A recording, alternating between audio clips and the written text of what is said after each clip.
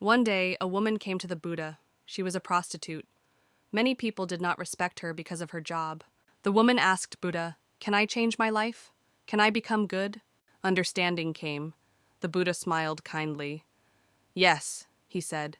"It is never too late to change, but first you must control your thoughts. A good life begins with good thinking." The woman asked, "How do I control my thoughts?" The Buddha said, "Every time you have a bad thought, stop and say, 'I will think of good things instead.' Focus on kindness, love, and peace. Soon, your mind will be calm." The people around her laughed. "She will never change," they said. But the Buddha stopped them. "Do not judge her.